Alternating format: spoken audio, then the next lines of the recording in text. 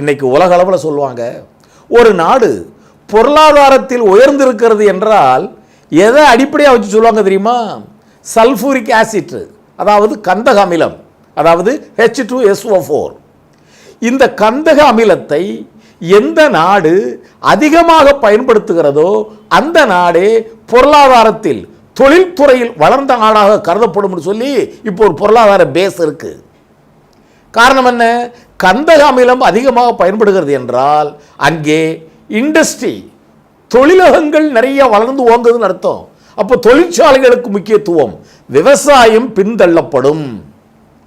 ஆனால் ஒரு உண்மை என்ன தெரியுமா? வாழ்க்கை என்பது H2SO4 கந்தக அமிலத்தை பேஸ் பண்ணி நடக்கக்கூடியதா?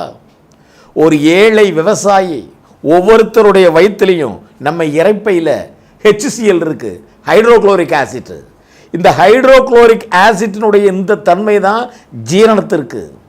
ஆக ஜீரணத்திற்கு பயன்படக்கூடிய HCl உடைய அளவு எப்படி இருக்கிறது? ஏழை விவசாயி வறுமையில் உழன்று கொண்டிருக்கிறான். விவசாயத்தில் அவனுக்கு முன்னேற்றம் இல்லை. அவன் இறப்பையில் ஊறுகின்ற HCl உடைய தன்மை என்ன? அது எந்த அளவிற்கு ஜீரணத்திற்கு பயன்படும்? முதலில் அவன் வாழ்க்கை ஜீரணிப்பதாக அமைந்திருக்கிறதா என்று எண்ணி உலக பொருளாதாரம் H2SO4 என்கின்ற கந்தக அமிலத்தை அடிப்படையாக அல்லாமல் HCl சொல்லக்கூடிய ஹைட்ரோக்ளோரிக் ஆசிட்டை அடிப்படையாக கொண்டு அமைய வேண்டும் என்கின்ற நல்ல நோக்கில் விவசாயி படத்தை உருவாக்கியிருக்காங்க.